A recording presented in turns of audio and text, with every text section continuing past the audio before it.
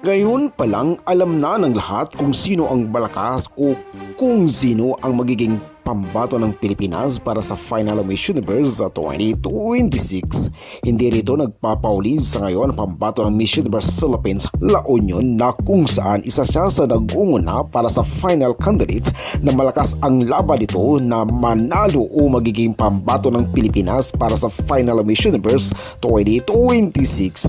Narito sa ngayon ang kanyang iba't ibang mga paandar sa kanilang daily activity kaya ito laging stand out ang kanyang beauty na talagang may chance o malakas ang tsansa nito na masukit ang panalo.